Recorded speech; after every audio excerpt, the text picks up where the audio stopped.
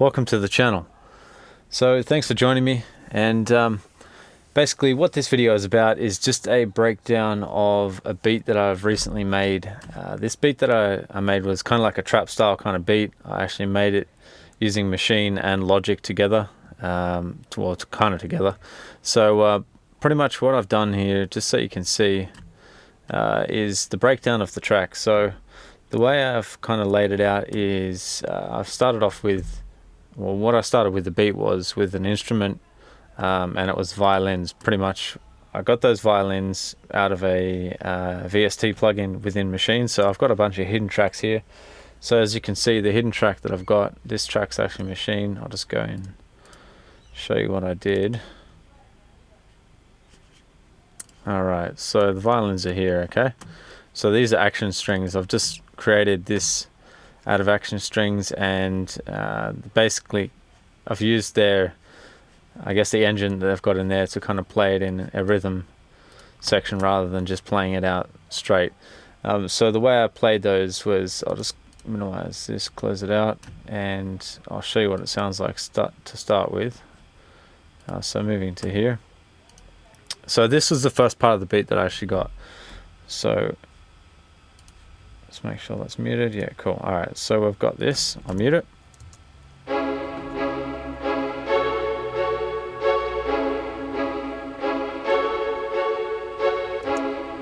Okay, so as you can hear, it's kind of like a bit of a rhythm going on, and it sounds like catchy, I guess, to a sense, and gives you kind of momentum as well. So that was the first thing that I had that came to mind when I was creating the beat. So I played that out.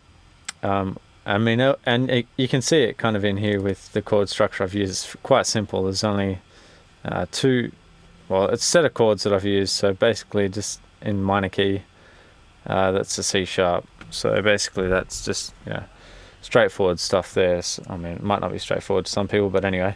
So pretty much I just played this out. And once I got that, then I had that idea down, and then I started creating the drums. So I didn't have that kick in there, and this 808 that I had, all I did to create that 808 is I changed the engine to MP60 just to give it that kind of sound, the infamous MPC or MP60 kind of sound. And then I created the 808, so I just played the 808, and I'll show you the way that I played it out. So this, again, on the same key, it's a C sharp. Started on the C sharp, and I just made sure that when I had these tuned, I tuned it so it was exactly the same tuning as what everything else in my project is, because the key to having a good sounding drum, or even anything to do with your whole beat, is to make sure that everything is in key and tune and correctly sounding, because you'll start to notice when you put things in that aren't tuned, especially with drums, they sound a bit weird. I don't know how to explain it, but they just don't sound like they fit the beat. So you don't want to have that, because every single band player that has drums, they'll tune their drums, they have everything set up exactly how they need to for that whole entire song. So anyway,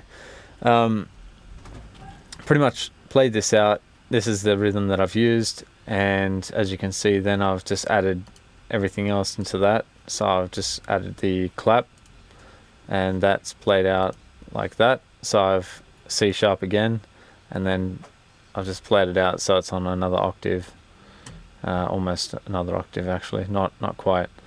So I think I went to the snare, yeah, so you can see the snare there. I'll just highlight it so you can see it. Alright, so the snare, pretty much, that's actually still on C, the C key, so I don't know if, no, I haven't tuned it. Alright, well, whatever. Maybe I should. But, so I went down there and I played these closed hi-hats in this rhythm here, and that's exactly what it's like when you zoom in. And that all comes out pretty much in my project here. So all I did, actually just show you, all I did to bounce that out, so I use Maschine a lot as a plugin just so I can keep the timing exactly the same as my project up here. Both exactly the same. So all I've done here is I've just got that, hit this button here, and I will export the audio, whatever you're highlighting at this point. So if you just single out this one, so you solo that, and then you highlight it, and you just go and bring it into your file there. So anyway, you just drop it in there if you needed to, which I don't right now. So that's how I got it into my project. So as you can see, my drums are laid out here in an aux. So if I minimize that, it's just all together in one aux end. So I can compress everything under this compressor here, which I've used, and also in isotope alloy, not alloy, yeah. Alloy, yeah, it is alloy.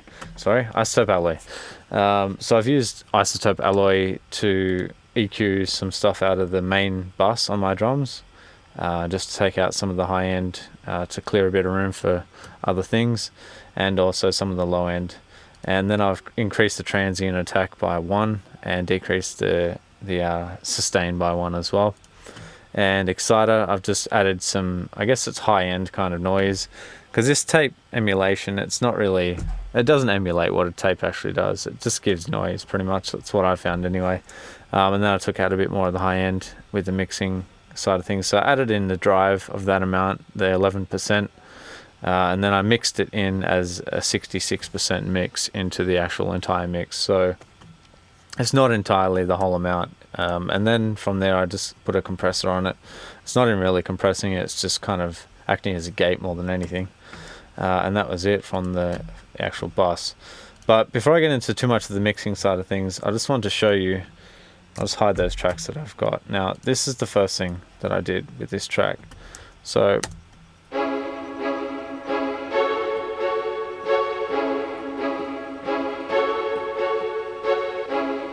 okay, so it kind of gives you the rhythm, and then if you have, I'll play the 808 in a second, so I'll just show you what my 808 sounds like. Where is it? Here it is.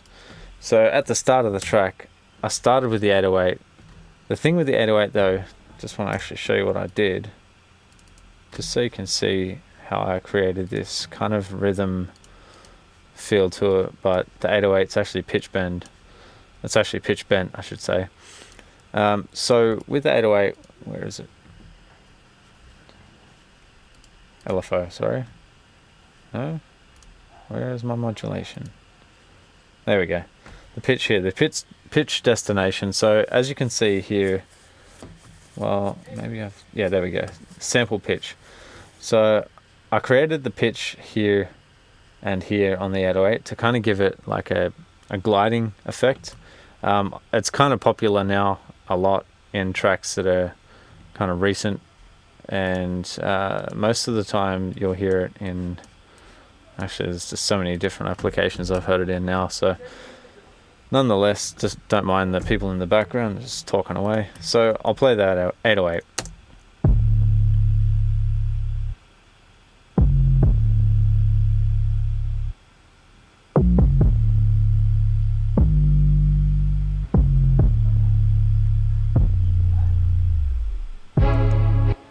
Okay, so that's the 808 on its own, and let's play it together with just the violin and the 808.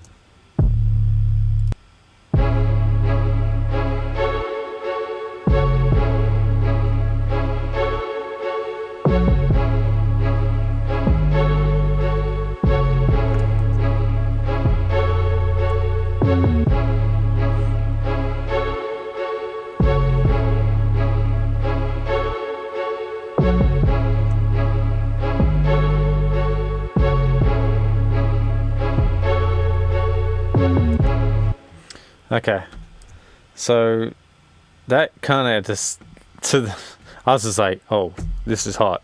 This beat is already sounding good and I haven't even done anything. So pretty much, I mean, that's the easy thing with trap music. It's so straightforward stuff. I don't know. I just find it quite simple to produce trap beats, but I mean, there's probably other beats that sound better than mine. But anyway, who knows? So what I did then, I added in some effects. So this alchemy, just opening it up just so you can see it, I've just used this preset here. It's like a sweep kind of effect, so you listen to that.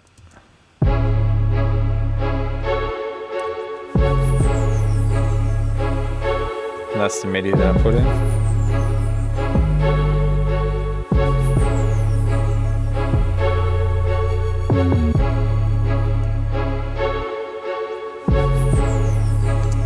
Okay, easy. So it gives out that rhythm, and then I've just added in this organ here, and that's another alchemy thing. I'll just hide that for a second because this is actually the project one that I used. So I played it out and then I bounced the file, just because if I didn't bounce it, it would have taken up way too much CPU to try and play this whole thing out. So anyway, what I did here was I'll just play it.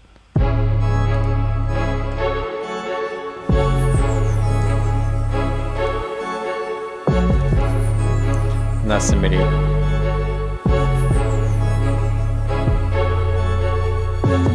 So you can hear it's already starting to sound really good.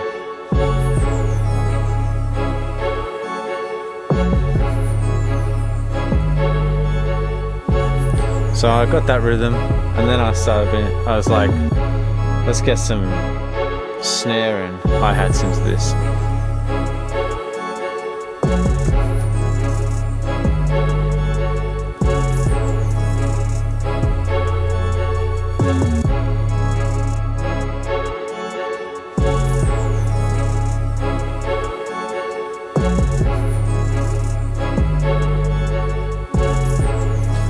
Then the snare.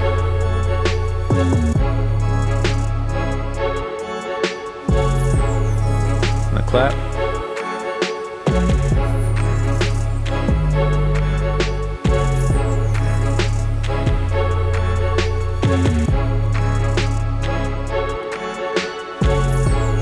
This other instrument here. So I'll just show you what I did with this, just so you can hear it. So the MIDI I played, it's kind of what I thought to do in this was just kind of follow the rhythm that I had, but it's obviously still in key. Everything's in key because I used the C scale. It's a C sharp scale, sorry. So I used that as my indicator of what keys that I can actually play. So that's pretty much how I played this out. I just played dun, dun, dun, dun, and then dun, dun, dun, dun, dun, dun, dun. So that's kind of the pattern that I went with, because it kind of opposes what I was playing before with the organ.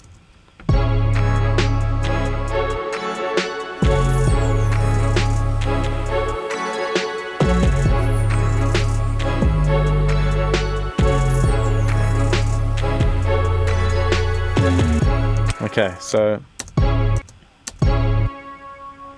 then I added this into it, which if I just mute this and play this to you.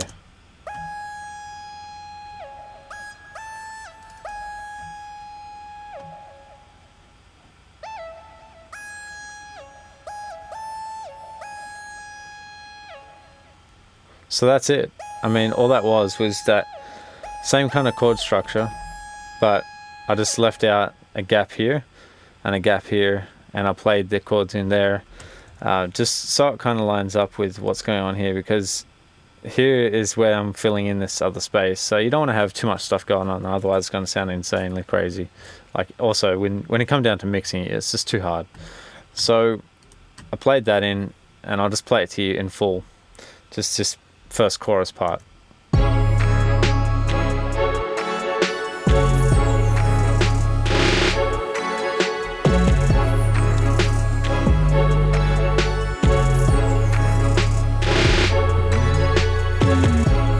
Okay, so that's the chorus, right?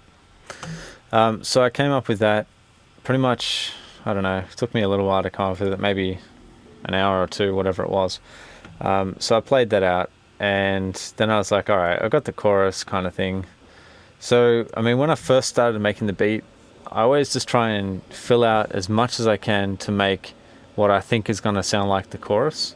And once I've got the chorus, then I'll start to break down the beat and remove stuff out of it, because basically, I mean, the chorus is kind of your go-to for the whole entire song anyway. And then, excuse me, and then when you kind of get to the verses, you're just removing stuff out of it to make it sound, I guess, more open for the actual rap or whatever you're going to come in with that part of it. Whatever comes into there, that's what you want to have, an open space to fill that void. So I'll just play the whole entire track to you, and then I'll explain how I did the freeze at the start, kind of like not a freeze. It's like a slow down kind of thing, like a tape stop effect. Sorry, I'm a bit tired. And a few gaps here where I've done pauses and stuff like that. So anyway, let me just play this to you and you can hear it for yourself.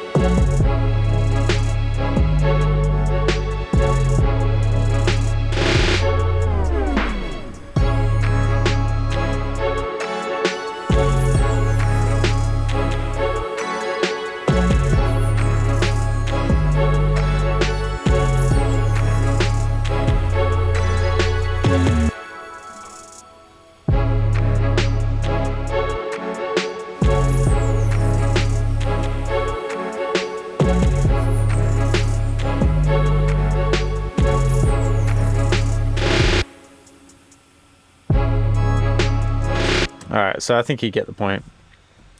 So basically, at the start, I thought, alright, the choruses sound great, all that sort of stuff, and it sounds good in the verses and stuff like that, but what can you do to split up or make it known to the listener that there's going to be a change in the chorus or a change to the you know, the intro to the verse to the chorus to all of that?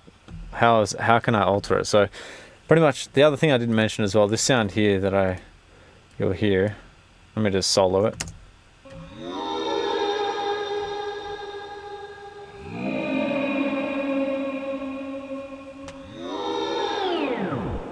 Okay, so I got that sound out of Alchemy. Where is my... Here it is here.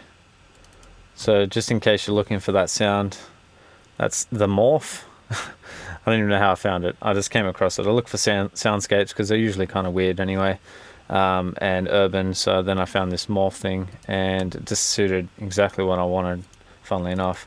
And the chords that I played are here. So C sharp, and then the rest of them there. So it follows up just those two, and I think I actually took out, let me just double check.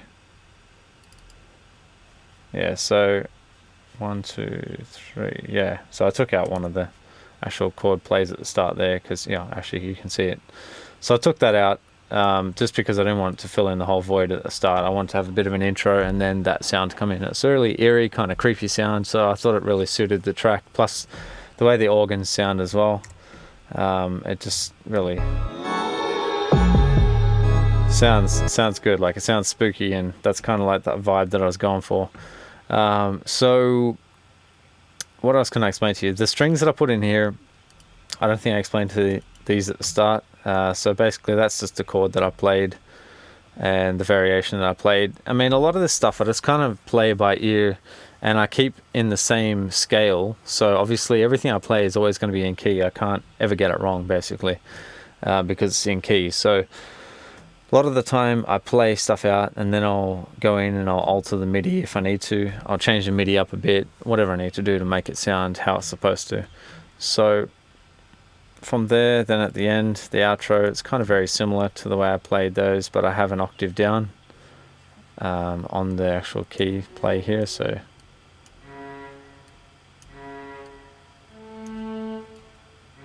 yeah. It's just an octave lower than the rest of it, so it sounds a bit thicker and fuller.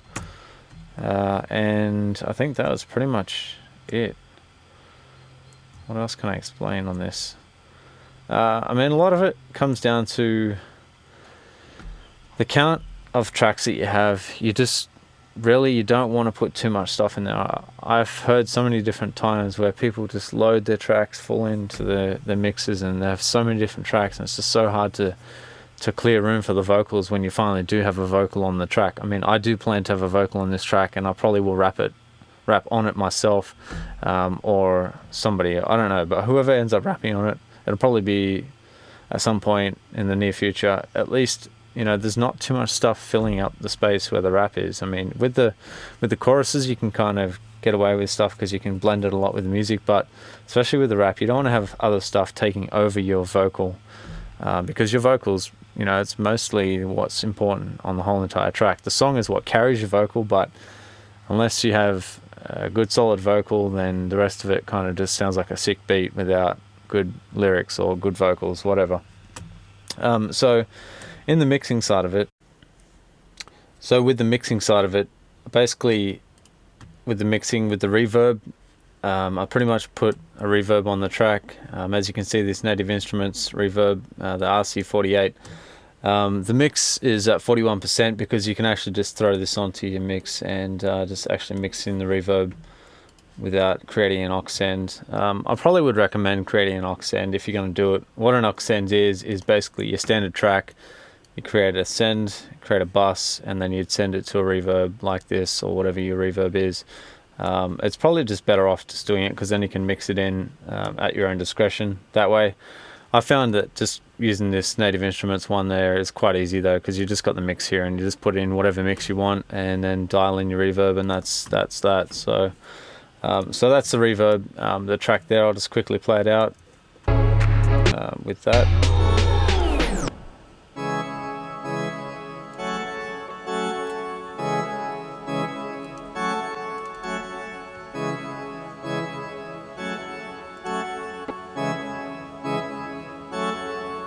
So you can hear,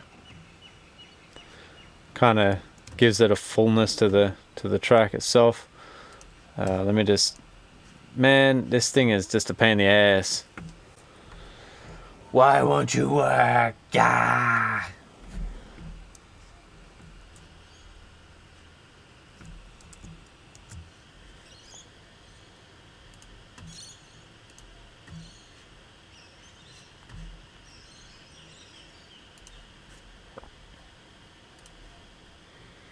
Never mind that.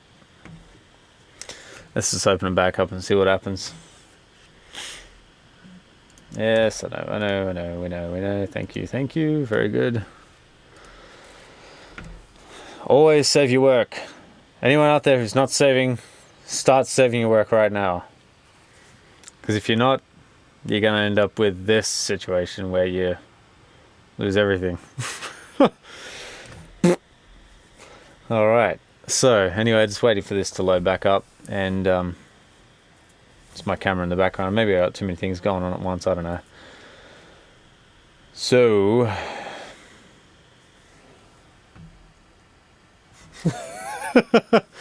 all right, okay, so with the mixing side of it, as I was saying, going back to that was the reverb that I used. I don't know, I might freeze again. If it does, I'll just start again. So pretty much there's no EQ on this track. On the original, I don't believe I put any either. No, there's none. And on this, there was no EQ. So I believe Alchemy has its own reverb on there. Let's check it out. So it's got a bit of a delay going on, 100%, and some reverb as well. Yeah, that's probably why that already sounded really wide. And on this track, in Maschine, I didn't EQ it, so I just dropped it straight into the project, and then I dropped on my EQ here, and that's the EQ. It's quite drastic, and it can be on some tracks. You don't have to, you know, take it easy all the time, but I would recommend with EQ, it's always less is better. Less is more, if that's the saying. It only in certain instruments, in certain cases, you'd want to really crank the EQ and, you know, remove all low end, remove all the high end and stuff like that. I don't recommend doing it on every single track, because if you do, you're just going to lose, well, one, you're going to create issues with latency because of EQ and all sorts of stuff. But anyway, I just wouldn't recommend doing it, and it doesn't sound it doesn't sound like a good track when it's missing the parts of the low end.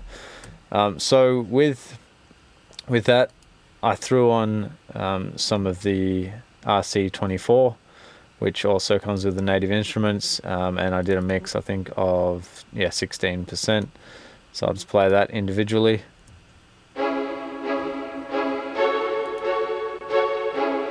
So you can see it goes wider. Just fills out that space. Let's take off the EQ. Sounds like a really good instrument on its own. So it sounds really good on its own, but then when you get into the mix, that's when you start to lose space. So you need to really just watch you watch how much you've got here. Like you can see the whole entire thing, the levels that I've got, that's at 16, minus 16. So my whole track is at minus 14. I don't even think it goes above that, to be honest, when I'm playing it. So I'll just check.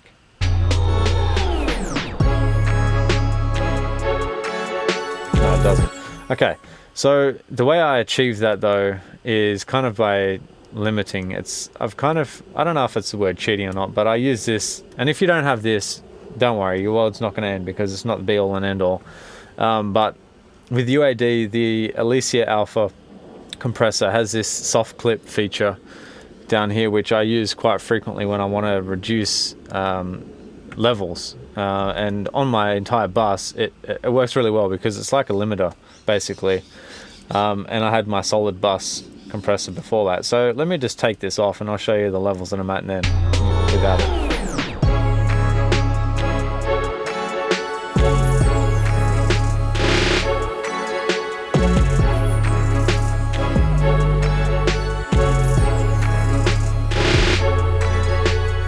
Okay, so we're at minus 12 with the bus compressor on there.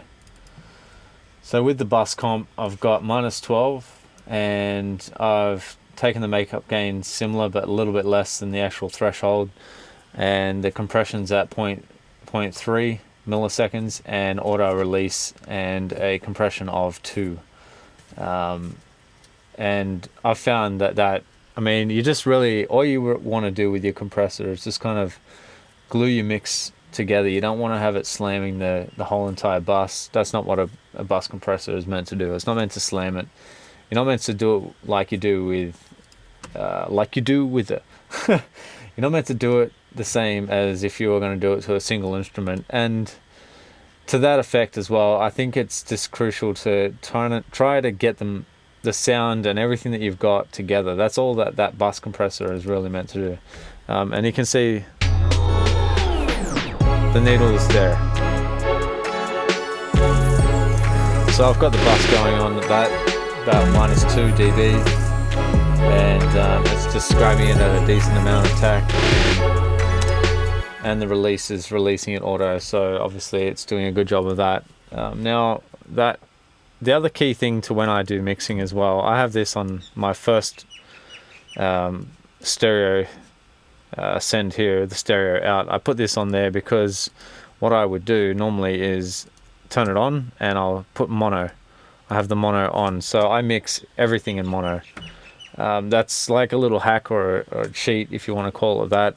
But when you mix in mono, you can hear everything that's wrong with the track. I mean, when you have so many different reverbs going on and all this other stuff going on, it will just deceive your ears, and it'll get you thinking that your track sounds good, and then you take it somewhere else and it sounds like a bag of crap.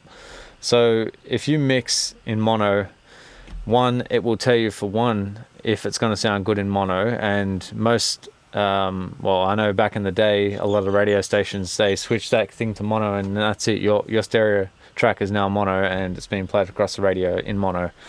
And a lot of the time in shopping centers and whatnot, you're going to hear things in mono. You're not going to be sitting in between two speakers all the time hearing that. So you want to make sure your track sounds mono, sounds good in mono, before you go anywhere else with anything else. So the thing I did at the start to get my mix, I guess the first process, I put this on my bus compressor. I put my bus compressor on there, and I started the track with no compression, the threshold right at the top, and makeup gain at 0. So I didn't have any makeup gain, I was just having this on the bus. I didn't actually use it for the compressor. So the reason why I did that is so I could get the sound and understand first off what that was going to sound like on my track, because you may not want to use that every single time. I don't know what your track is or what you're doing, but personally I would always do that just so I know what the track's going to sound like with that on it straight away, and not putting it on later on and then finding out later I don't even want it. So then the next thing I did was, this was right at the end, I put this on here, and I believe I'm getting a bit of compression. I'll just have a look quickly. Yeah. So the lights are just flashing here. So barely any compression at all. It's at 1.5, the threshold's at -1. Attack is 26 milliseconds, and release is at 359. I believe that's milliseconds. Yeah, milliseconds. So actually the attack's on auto, but then you can adjust this and it does affect the way that the auto release works. I don't know how it does, but it does. So I just created that at that where it sounded good. That's what it sounded good to me at. I left the auto attack off because auto attack doesn't sound good to me. Well, in this application it didn't sound good anyway. I wanted to have control over my attack on the bus. And then I put this soft clip on, sorry, and then I just took out all direct signal, which is that there and that there. I took that out and I put the compressor on, so it's just going through my compressor, and it's 100% mix. So I don't think, no, I didn't put any gain on there, so that's why I'm getting a bit of gain reduction, whereas if I had have added the gain back, I would have had that extra 2 dB, I think it was. Yeah, so it's at -14, so 2 dB I must be getting in compression on this. With that, the mix amount you can actually mix back in if you want. So I've got 100% mix, all wet, and that's that. So in case you haven't seen this compressor before, it's actually supposed to emulate the actual real hardware of that version of that compressor, and I did like it a lot when I heard it first, and it's definitely served well in different applications. So they're the three. Let me just take that off. So these two are the first two things that I kind of put on my bus at the start, and then more so the bus compressor at the start, and then later on I introduced this and I put a bit of compression on and used that soft clipping.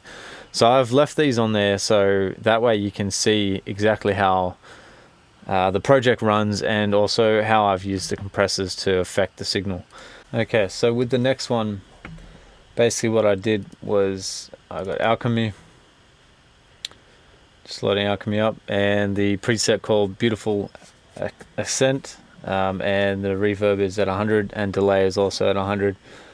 Basically that's just a straight preset. So I found that, and then I played it out. I'll just play that quickly to you. Let me just highlight this.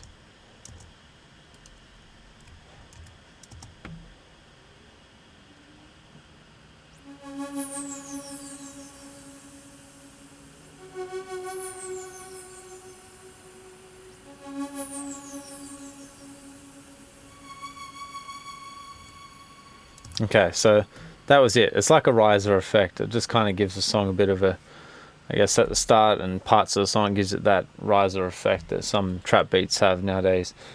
So then that didn't have any EQ or anything on it because I didn't think there was much need for it. I might EQ out later if I need to, but at this point I'm not going to.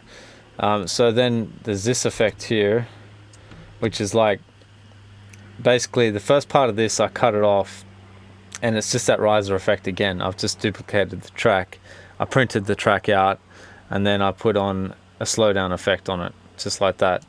The way you can get that easily is just click on your these tools here, click on that, go down to fade tool, and then right click, and actually sorry, you hit command on your keyboard, and you drag across from there, drag across your slowdown. Normally it would be a mute, like a fade out, but you just change it to slow down, and drag it as far as you require it. So as you can see, I took it about this far, and then I changed it to,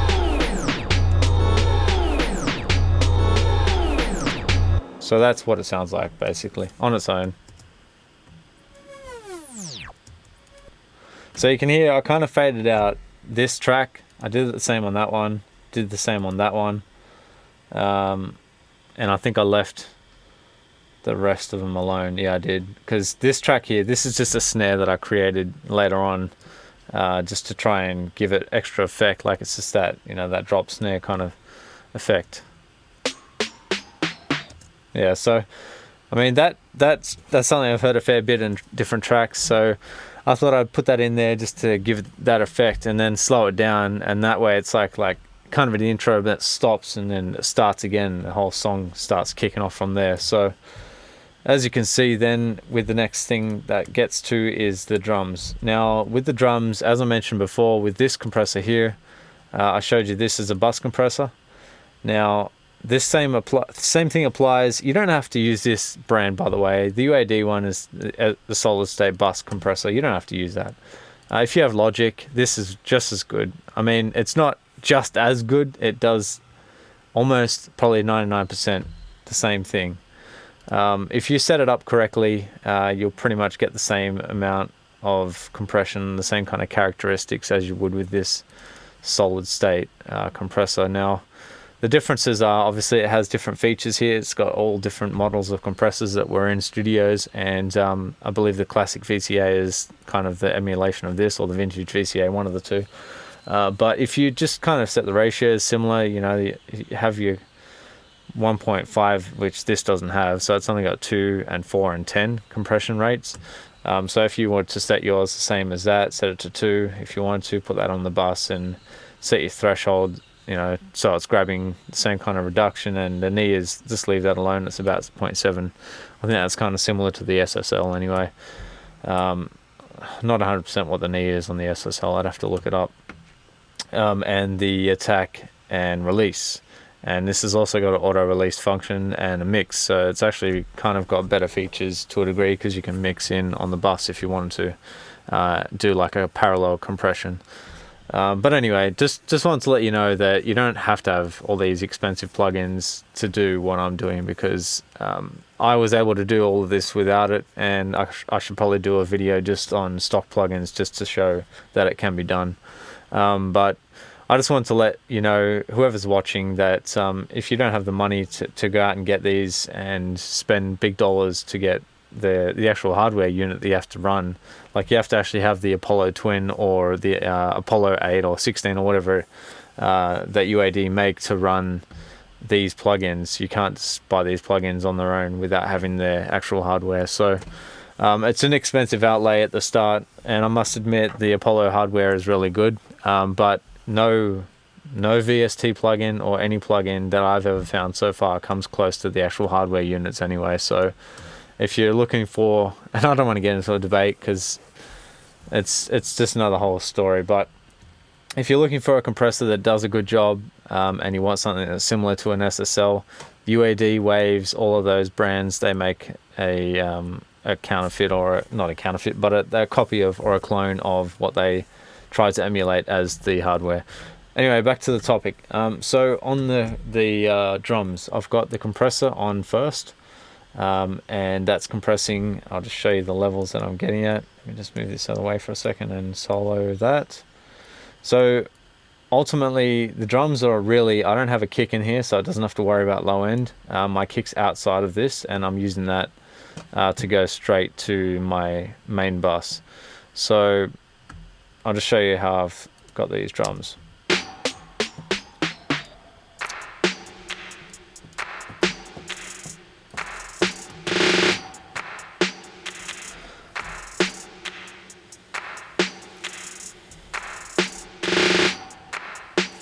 Okay, so there's one thing that I've kind of learnt with compressors and the release times. You can get all technical with them if you wanted to.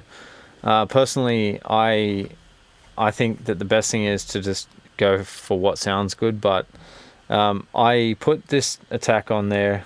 Sorry, I put the attack on there at 10, the release at 110, and it's set to auto anyway, but that, again, that sort of affects the way that release works. Somehow it does, I don't know. there's no makeup gain on the actual compressor itself, and I've put the threshold all the way down to -47 to get a bit of reduction in the actual levels.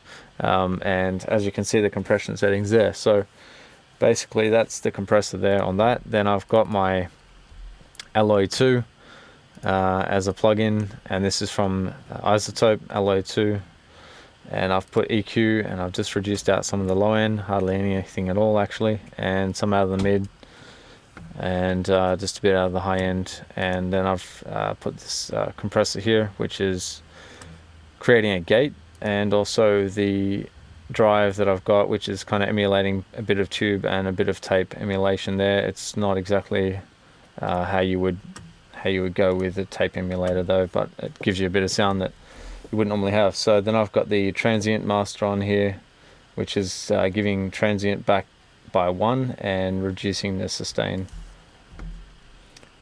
So then with the drums, basically the only things that I've done with EQ, I've got a linear phase EQ on the snare. Excuse me. That reduces out the low end, as you can see here, just reducing out some of the low end. And then I've got a bit of the 245 kilohertz that I didn't like, and some out of the high end, or the mid frequencies and high 3K, and then some out of 8 onwards. So that's pretty much that. I put a reverb on the snare as well, just to widen it out a bit, and give it that kind of fullness in the song as well. And then outside of that, on the clap, I've got a sample delay, which is at 245, I think it's milliseconds, to the left. So it delays it by that amount, and I left the right on its own alone. That's samples, sorry, not milliseconds. And with that, then I just added a reverb to that as well, and I left the mix at 62 just to give it some width. I'll just play the clap actually, just so you can hear it.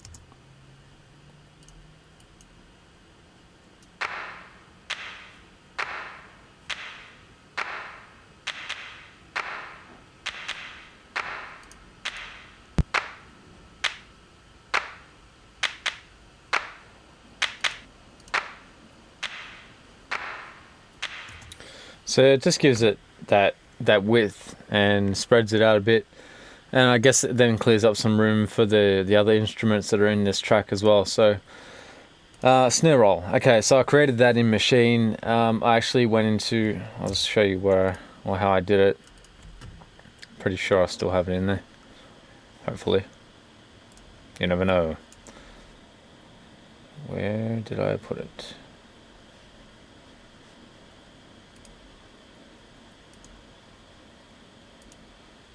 Okay, there it is. So the snare roll was this. I'll just make this a bit bigger. So that was the first snare thing that I did at the start, that dips down like the snare thing there, and then that's the actual snare. I guess you can call it a snare roll or whatever you want to call it. So it's all on the same note. I didn't change it. Let's change the actual approach with the volume, so it increases in volume and then it stays at the same. Now let's hide that back again. Now that basically is set on its own. It's got no input, so I left it in stereo, and I just reduced the track volume down. I put it a bit I panned it to the left a bit, and then this is what it sounds like.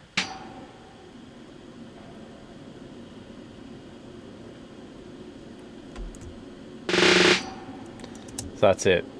I mean, it just adds that effect. So if you can hear the clap, everything together, let's play this. So that at the start, I kind of just put that in there just so you could have an effect at the start anyway.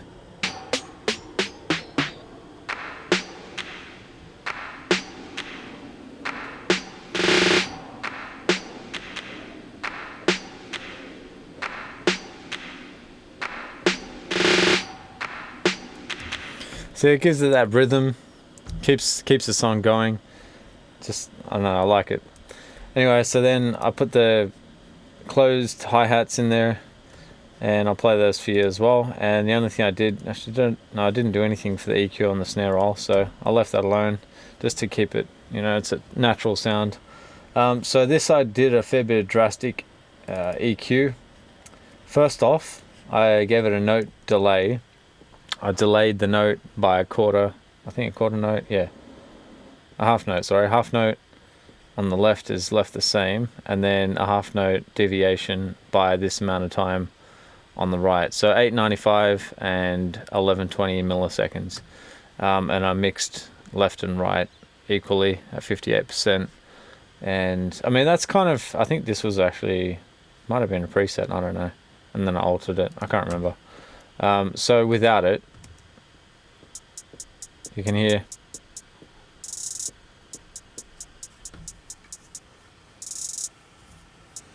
Alright, so everything stays the same, it doesn't move around. The EQ, as you can see, it's very drastic. I mentioned that before. So I took out all the way up to like 3300 hertz there, and I took out some of the high end as well by -5 at 20,000. And I think I minus some there as well. So, but let me just add this in and show you what it does.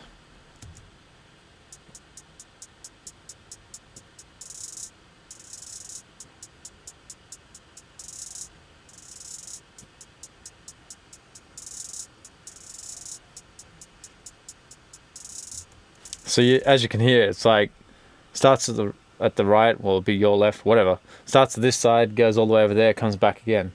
So it gives it that effect where it wouldn't have had that. And if you listen to it all together,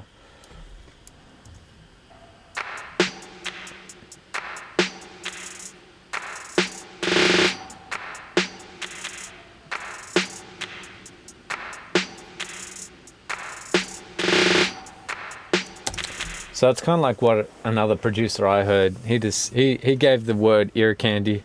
I would call it ear candy.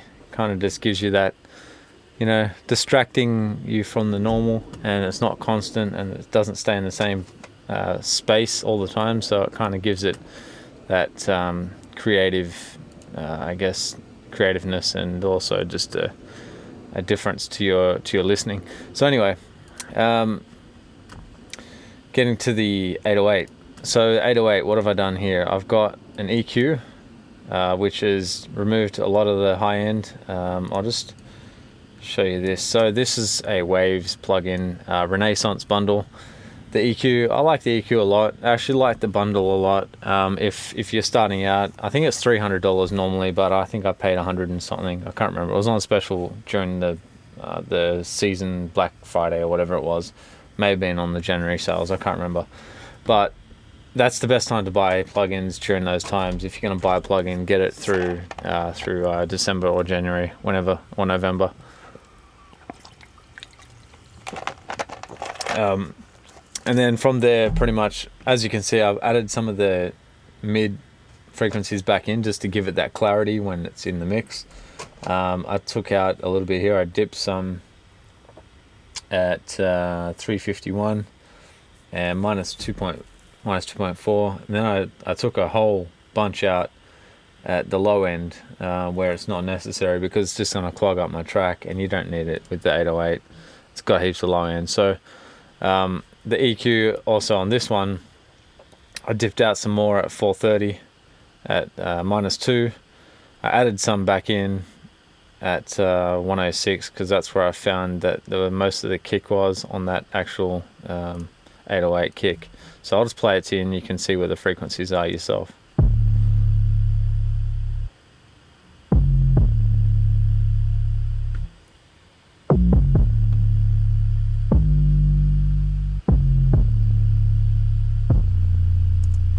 Now that 808 kick I got out of Maschine. The Maschine one, I'm not sure what I did to it. I'll have to have a look.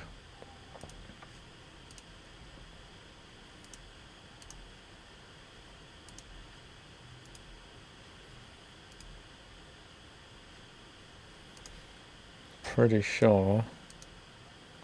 Yeah, that's the one. Okay, so I did do something to it. I put a compressor on it, and let me just see what what settings I've done here. So I changed it to MP60 and I put a compressor and I took it all the way down to -12, I think. So when it was playing, it was already compressed a lot. The knee was set to 45%, which I think that's like, I don't know what knee that is. That doesn't even make sense. I don't know why they use percentages. I think it's like minus 10 or something. Anyway, so the attack's at .05. It's quite a fast attack. Just to really get the attack on that, because I don't want a whole bunch of transient coming through, and then I just want to level it out as fast as I could. Release, I put it 118, and the amount of compression was 77%. So if you use Maschine, you'll know all these features anyway, and you can just copy that if you wanted to. But it basically, let me just show you if I can without crapping my computer. Yeah, so let me just play it out of here instead. I'll just show you what it sounds like.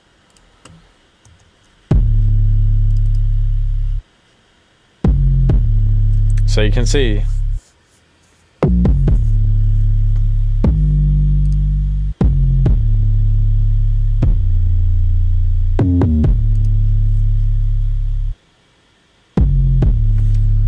fair bit of compression on that, yeah?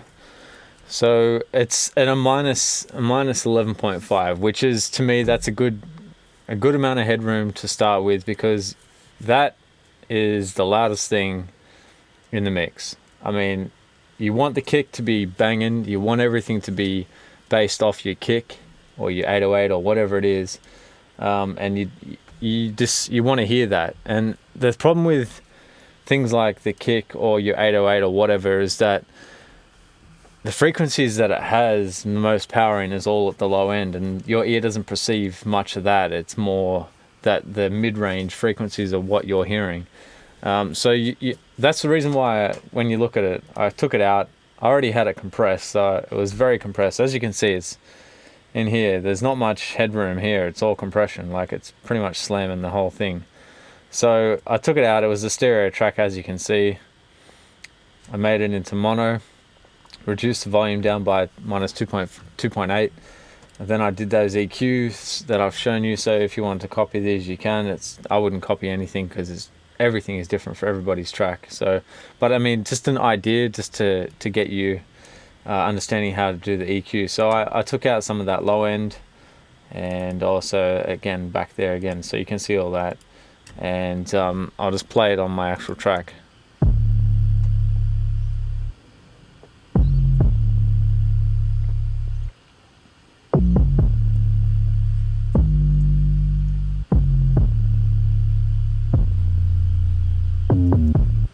Okay, so as you can see it now, at the loudest point, it gets to -15.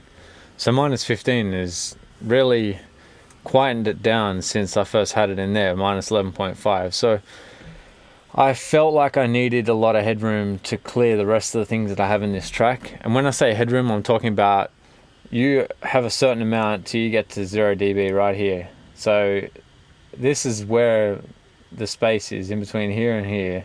Is how much I've got left. So it's going to start to clip anywhere in between the level at the top there. If it gets past 0, then it's clipping. So I wanted to leave enough space for the rest of the things that I have in my mix. So as you can see, I've got all these other instruments in here, and I don't want to leave them no room, otherwise the mix is going to sound really bad. So I left that space for the rest of the things that I have, and that's pretty much what I did on that 808 kick. So it's got some punch to it.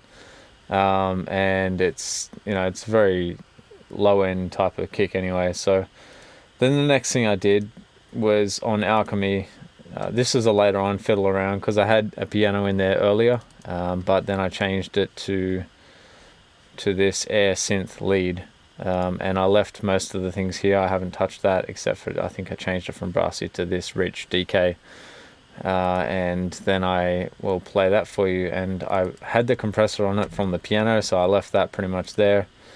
And I had a bit of EQ at 1K to give it a bit of clarity, but that's it pretty much. So I'll play that.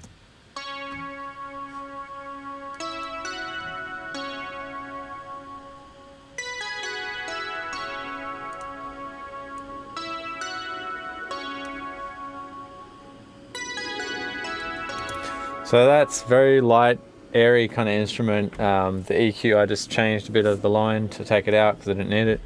But then from there, the next step was to add this into it.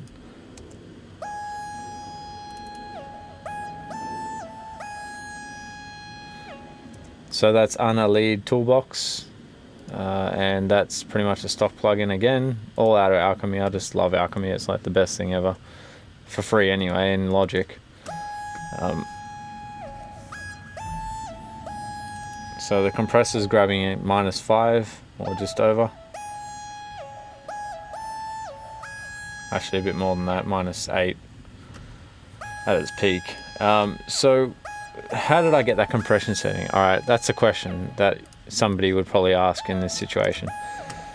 So all I did was I put it at -4 because I figured that I didn't want to steal too much away from every other thing that was going on, and I wanted it to sound good but not too upfront, so it's a very quiet instrument anyway. So I put the attack at 20 and left it at 130 as on an auto release, but 130, and that's similar to my BPM level, BPM count. And then I put the threshold down to -30 and left that at 100% mix, and put it on the FET, the FET vintage compressor. So I'll play it with it and without.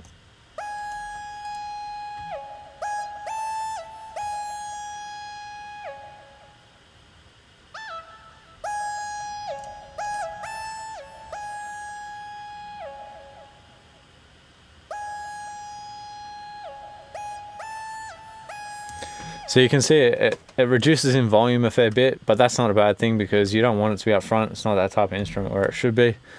And then the last thing is on the strings. Oh, sorry, let me just go back to this. So I have a bus going to a small room and also another one going to a large room. And I just put that at -12 and -14, and that's the two that it's going to. So it just spreads it out, it gives it that spread that I wanted. And then the next thing, so session strings, that's just a preset. If you go into there, it's right there on your folders. And EQ, I think that's the standard EQ that they give it. I haven't touched it. Standard compression, I haven't touched that. And an exciter, I'm pretty sure that comes with it as well. So this is that.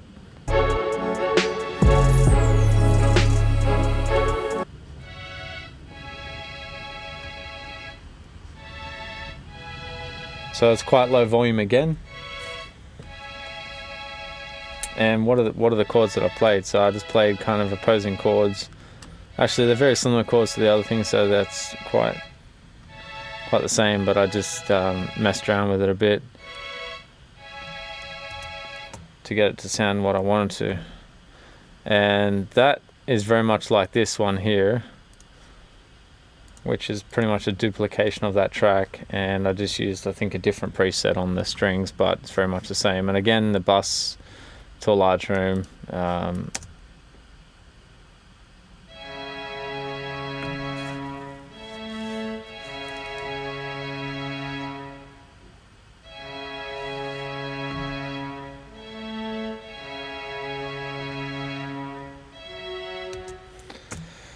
So I just added a lower octave on the MIDI, and that was pretty much it, to be honest. And then the outro is just that morph thing again. So that's the whole track. It's not that hard if you spend the time to learn how to make the track first. I think the key to anything is studying other people's music and trying to recreate it if you can.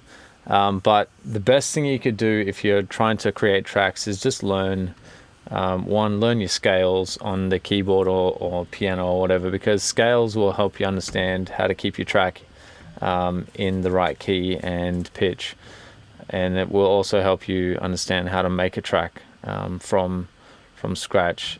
So if you look up YouTube tutorials on how to learn how to play scales, like the C minor or C major scale, or E, whatever scale it is you want to put your track in, because that's something I'm learning at the moment as well, and it's definitely helped a lot to produce tracks, because getting drums isn't that hard to do. Drums are pretty easy, and I guess if you just look and watch other people on how they do their drums, that kind of teaches you on how to do yours as well. But anyway, so basically that's the whole track there. I mean, hiding the other things that I haven't been using now. So that's that. I mean, if you just basically, I hope that you've learned something from this, and I hope that you can also understand techniques that I've used and try and implement them into your own tracks. I'm not 100% on anything I'm doing, because I've just learned, you know, it just takes time to learn these things. So the other thing is, I guess the other mixing hack I could give you is mix things at low volume and in mono. Low volume and mono, that's the two key things to getting a good mix, because you'll hear everything that's poking out of the mix when it's at low volumes that you wouldn't normally hear if you have it cranking or really loud.